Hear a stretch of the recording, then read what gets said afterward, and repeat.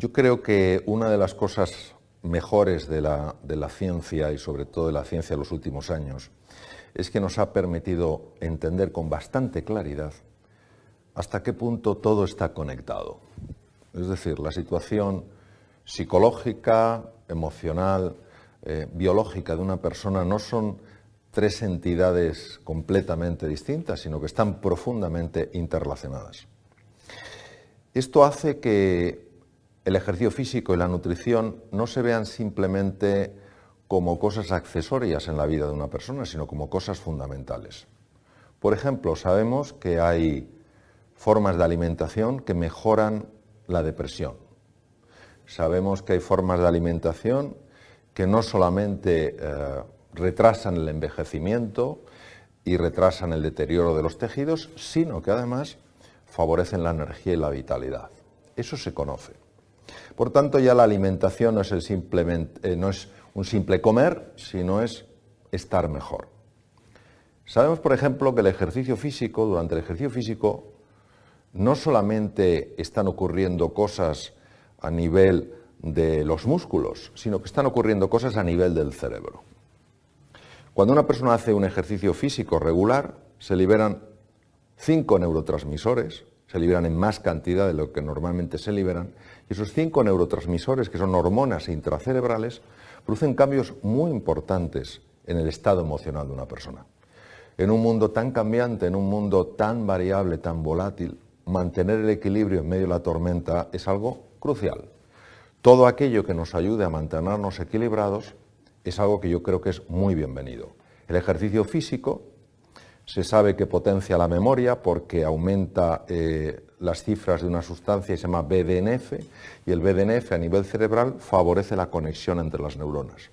Es decir, de alguna manera estamos cayendo en la cuenta de que aquello que decían los griegos hace 2500 años, mens sana in corpore sano, ¿no?, es una realidad profundamente importante para el ser humano. En el Paleolítico los hombres caminábamos una media de 25 kilómetros diarios, las mujeres de 19 kilómetros diarios. Hoy en día el sedentarismo es causa directa de enfermedad, pero no solo de enfermedad, hablando desde el punto de vista fisiológico, físico, aumento de la posibilidad de muerte prematura, deterioro cardiovascular, diabetes tipo 2, síndrome inflamatorio, no solo de eso, estamos hablando de deterioro psicológico profundo. Por ejemplo, los cuadros de depresión clínica, mejoran con ejercicio físico. ¿Por qué? Pues porque en la depresión hay, entre otras cosas, hay una alteración de una estructura que se llama el hipocampo, se reduce volumen.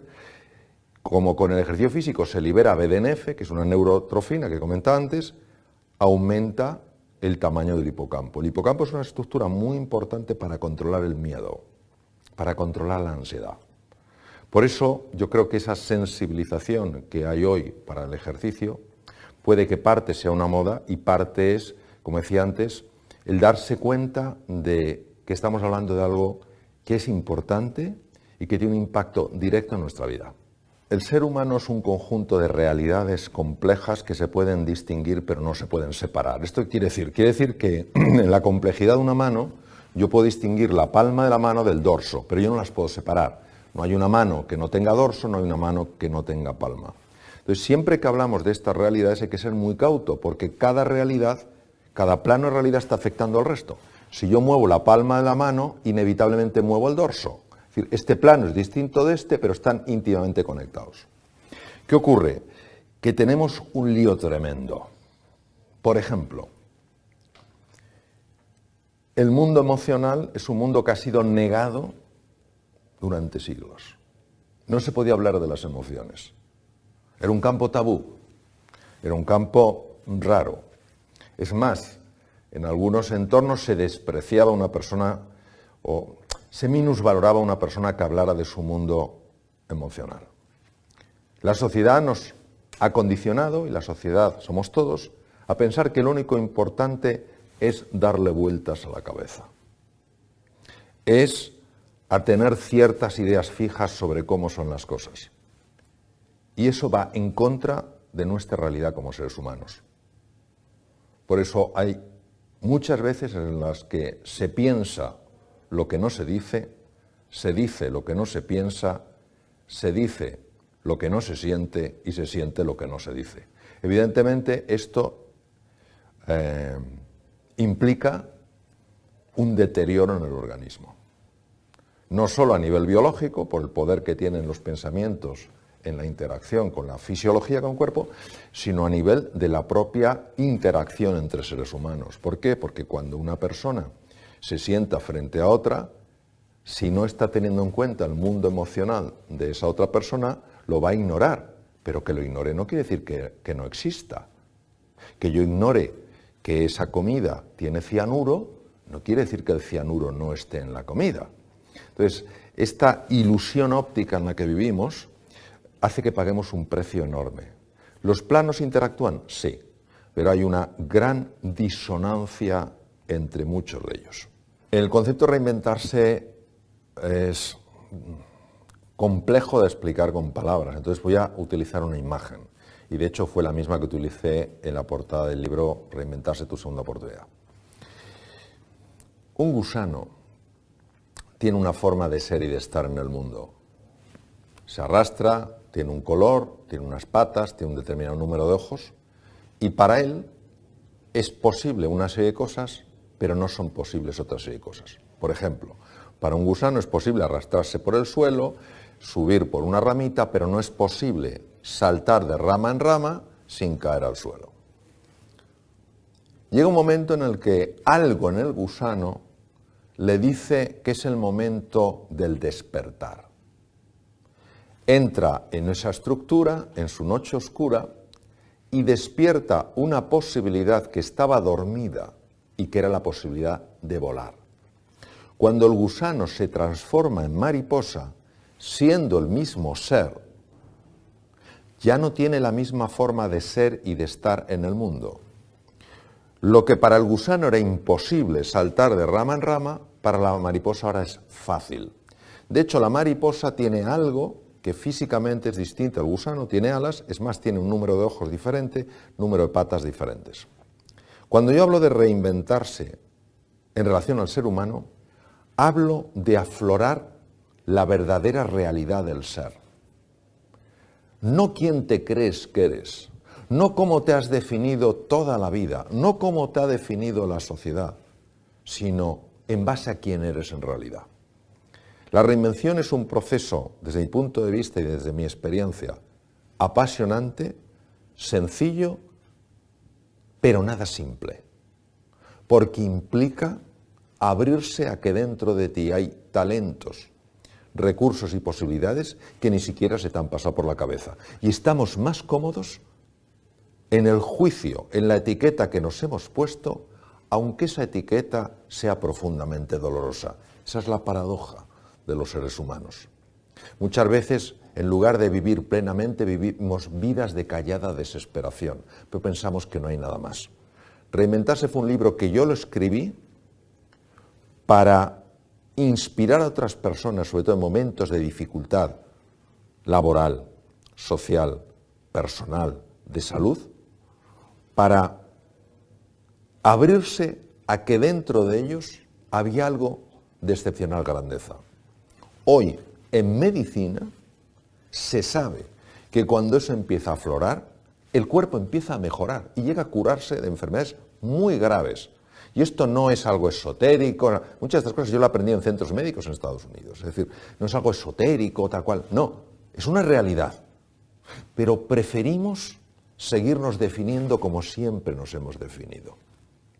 Preferimos no atrevernos a salir de nuestra zona de confort. Preferimos el mal conocido que el posible bien por conocer. Entonces lo que pasa, que lo dice, no, yo es que soy una persona mediocre. Tú no naciste para ser mediocre. Tú naciste para la grandeza.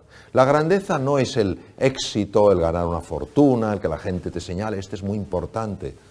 La grandeza es vivir de acuerdo a quién eres. Y no hay un solo ser humano que en su interior no tenga grandeza. La mayor parte de los seres humanos, intuyo, sospecho, que se mueren con la música dentro. Nunca la han oído sonar. Yo trabajo mucho con personas en el mundo del emprendizaje y hay dos conceptos, uno que es el entrepreneurship y el intrapreneurship. Entonces, a veces se piensa que el ser un emprendedor es montar tu propia empresa. Yo creo que puedes ser un emprendedor en tu empresa, aunque no la hayas creado tú. Trabajes de lo que trabajes, aunque tengas el trabajo más sencillo. ¿Y cómo eres un intraemprendedor?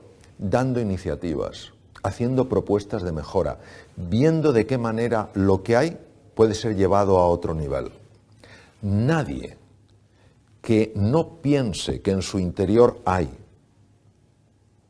creatividad, inteligencia, capacidad de aprender, se atreverá a mirar más allá de lo inmediato. Entonces, ¿cómo puede influir aflorar la grandeza en el ser humano? Pues ¿cómo puede influir en la economía de un país descubrir que están encima de una mina de diamantes? Pues influye mucho. Entonces, claro, una persona que se reinventa, una persona que se redescubre, que se redefine, es una persona mucho más serena, mucho más alegre, mucho más confiada, mucho más vital, mucho más compasiva, mucho más creativa y mucho más sabia.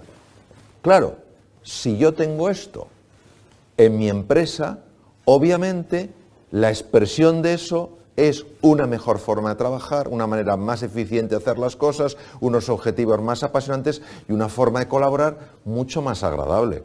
Yo diría que hay dos cosas que son fundamentales. No digo que sean las únicas, sí son fundamentales. Es decir, el edificio se sostiene con esos dos pilares. Ahora, si quieres sostenerlo más, necesitas otros pilares. El primer pilar es dejar de juzgar. Nosotros cuando juzgamos, tanto a los demás como a nosotros mismos, vemos con absoluta claridad que lo que nosotros estamos pensando y diciendo de esa persona es que es así. Y no nos damos cuenta que nuestros juicios son la pura expresión de condicionamientos previos y de experiencias pasadas.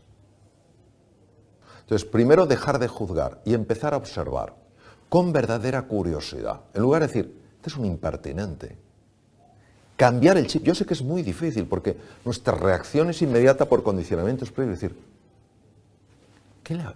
¿qué le habrá llevado a decirme esto? Entonces, cuando tú cambias el chip y tomas una mirada curiosa en lugar de una mirada enjuiciadora, ves lo que normalmente no verías. Nuestro problema es la capacidad o la velocidad de la reacción ante cosas que interpretamos como provocaciones o ofensas.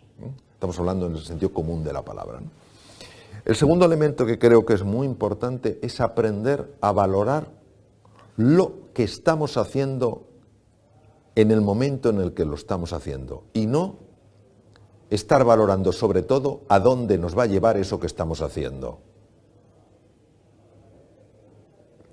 Cuando tú ves una persona que realmente está en el momento, disfrutando del momento, disfrutando de lo que está haciendo, es que es una expresión de alegría, de ilusión y de entusiasmo, que inevitablemente le lleva a un resultado mejor, pero no está pensando en el resultado, está disfrutando del momento. Por cómo está construida lo que se llama la mente dualista humana, estamos siempre en el pasado o en el futuro. Entonces, es que si hubiera hecho ayer lo que tenía que hacer hoy no tendría el problema. O podré en el futuro resolver lo que tengo. Y dejamos de estar aquí. Entonces, en el momento en que la atención la fragmentamos, la dispersamos, perdemos toda la capacidad de descubrir cómo mejorar eso en lo que estamos. Nosotros hablamos mucho de la importancia del talento. Pero creo que nos equivocamos cuando nos preguntamos dónde está el talento. Y tendemos a pensar que el talento está en la cabeza de una persona. Esa persona es muy talentosa, genera grandes ideas.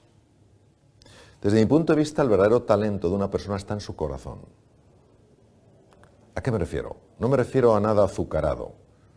Me refiero a que si tú a un niño en una escuela, a un niño que aparentemente no tiene talento, consigues entusiasmarle en algo, consigues transmitirle, yo creo en ti, tú tienes posibilidades para florecer en la vida. Lo que digo es que cuando el corazón se enciende, la cabeza sigue el ritmo. Yo creo que todo ser humano necesita fundamentalmente dos cosas: que se le entienda y que se le quiera. Punto.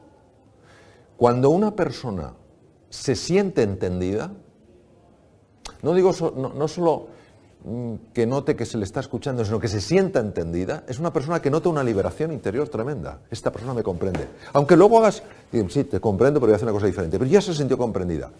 Es más, este se considera hoy en día que es el elemento, por ejemplo, en psicoterapia más importante, que la persona se sienta realmente comprendida. Entonces, yo creo que este punto y el querer a los demás, tratarles con afecto, marca una diferencia enorme.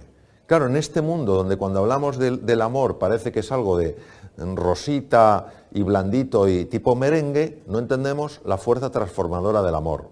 La fuerza transformadora del amor es sencillamente la capacidad de ver en el otro ser humano no alguien que piensa distinto que tú, que es de un partido político diferente del tuyo, que tiene una cultura distinta, sino ves que él también o ella también están enfrentándose a preocupaciones en su vida, que tienen angustias, que quieren ser felices, que no saben cómo salir del atolladero.